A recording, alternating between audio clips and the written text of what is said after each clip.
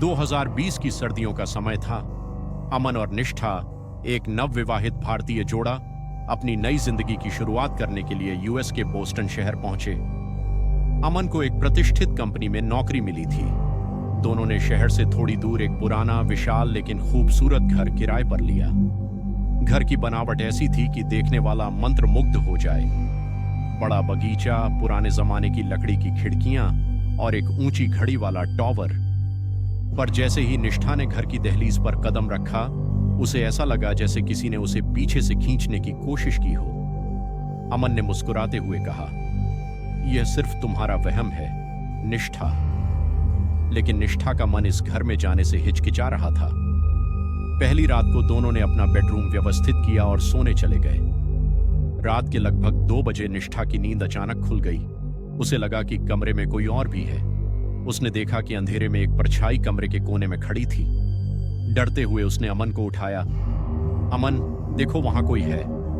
अमन ने कमरे की लाइट ऑन की, लेकिन वहां कोई नहीं था। अमन ने उसे समझाया, तुम बस थकी हुई हो, चलो सो जाओ। लेकिन निष्ठा का दिल तेजी से धड़क रहा था। अगले कुछ दिनों में घर में अजीब घटनाएं होने लगीं। किचन में रखे बर्तन अपने आप गिरने लगते। दरवाजे बिना किसी हवा के खुद ब खुद खुलते और बंद हो जाते। निष्ठा ने कई बार महसूस किया कि दर्पण में उसकी परछाई कुछ पल रुककर उसे घूरती रहती। एक बार रात को अमन ने बेडरूम की दीवार पर हल्की खरोंचें देखी। उन्होंने इसे पुरानी दीवार समझकर नजरअंदाज कर दिया। एक दिन पड़ोसी मिस्टर ग्रे उनसे मिलने आए। वह एक उम्रदराज व्यक्ति थे जिनकी आंखों में अजीब सा डर था। उन्होंने पूछा, तुम दोनों इस घर में रह कैसे रहे हो? अमन ने चौंक कर पूछा, क्यों, क्या हुआ?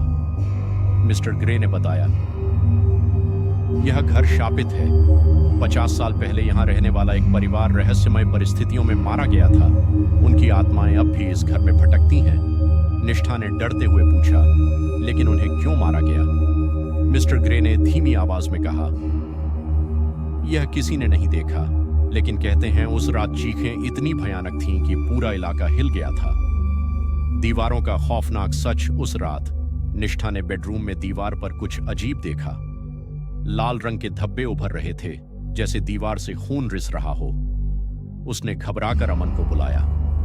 अमन ने दीवार की जांच की, लेकिन जैसे ही उसने दीवार को छुआ, उसे लगा किसी ने उसका हाथ पकड़ लिया हो। यह सब तुम्हारा भ्रम है, उसने खुद को समझाने की कोशिश की। लेकिन दोनों अब समझ चुके थे कि कुछ तो अजीब हो रहा है। अमन और निष्ठा ने तय किया कि घर के बेसमेंट में जाकर पता लगाया जाए कि क्या हो रहा है।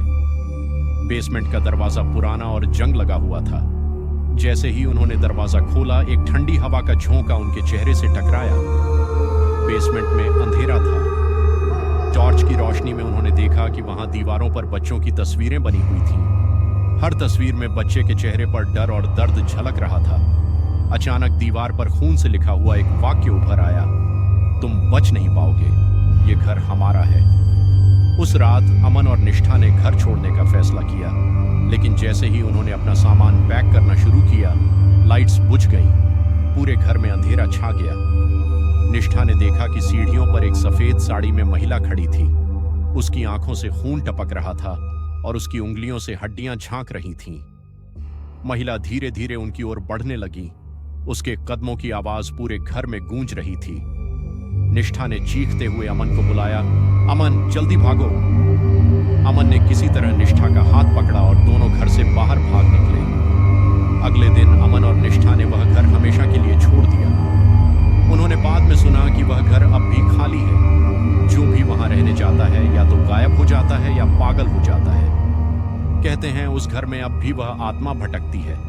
उसके दर्द और बदले की चीखें हर रात सुनाई देती हैं। शायद वह आत्माएं कभी इस दुनिया से मुक्त नहीं हो